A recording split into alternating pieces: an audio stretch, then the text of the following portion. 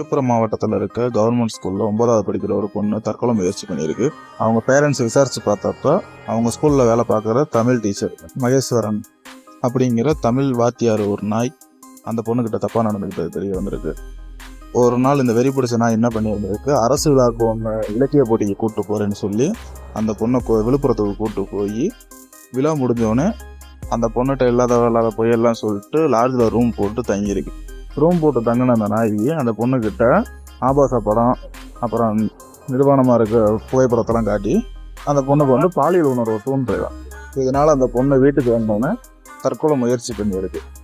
இதில் அந்த வாத்தியாருக்கு மேலே போலீஸ் கம்ப்ளைண்ட் கொடுத்தப்போ தான் இதே மாதிரி ஸ்கூலில் இன்னும் 4-5 பொண்ணுங்கிட்ட இதே மாதிரி தப்பாக நடந்துக்கிட்ட தெரிய வந்திருக்கு. இதில் அந்த பாதிக்கப்பட்ட பொண்ணோட சொந்தக்காரங்கெல்லாம் போலீஸ் ஸ்டேஷன் வாசல்லே வச்சு அவனை அடி வெளுத்துருக்காங்க.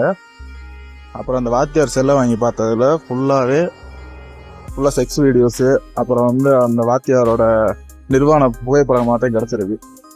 இப்போ அந்த வாத்தியார் வேலையை விட்டு தூக்கிட்டாங்க. ஆனால் இந்த நாய்க்கு இது மட்டும் பத்துமா? கிராமத்து சைடில் மாட்டுக்கு காய் அடிப்பானு அது மாதிரி இவங்கெல்லாம் இழுத்து வச்சு கவட்டை கீழே கம்பை விட்டு காய் அடிச்சு விடும். சாட்டை படத்தில் இதே மாதிரி ஒரு சீன் வரும், ஒரு வாத்தியார் அந்த பொண்ணும் சேம் அதே மாதிரி ரியல் லைஃப்பில் நடந்திருக்கு இந்த சம்பவம். இந்த மாதிரி சம்பவத்தெல்லாம் எப்படி தடுக்கிறது, இவனெல்லாம் என்ன பண்ணுறது? இதில் பண்ணது தமிழ் வாத்தியார்னால எல்லா ஸ்கூல்லையும் மரியாதையாக நடத்துவாங்க. ஆனால் இங்கே மரியாதையாக இருக்க வேண்டிய இந்த நாயவும் இந்த மாதிரி வேலையெல்லாம் பார்த்தா ஸ்கூலில் வந்து என்ன சொல்லித்தராங்க? தமிழ் வாத்தியாரே இப்படி பண்ணிட்டு இருந்தாங்கன்னா அவன் என்ன சொல்லித்தர போகிறான் பசங்களுக்கு? இந்த மாதிரி ஸ்கூலில் நடக்குதுன்னா முன்னக்கூட்டியே அந்த ஸ்கூல் பொண்ணுங்கள்லாம் வந்து தைரியமாக கம்ப்ளைண்ட் பண்ணணும். ஐயோ நம்ம பேர் கெட்டுருமே வச்சிருந்தேன்லாம் யோசிக்கவே கூடாது. தைரியமாக போய் பேரண்ட்ஸ்டையோ இல்லை மற்ற ஆசிரியர்கள்ட்டையோ போய் தைரியமாக புகார் கொடுத்தா தான் இந்த மாதிரி சுச்சுவேஷன்லாம் வராமல் இருக்கும். இப்போ இந்த ஸ்கூலில் நடக்கிற பிரச்சனை நமக்கு தெரிஞ்சிருச்சு. இன்னும் தெரியாமல் எத்தனை ஸ்கூலில் இந்த மாதிரி பிரச்சனை நடந்துட்டுருக்குன்னு தெரியல.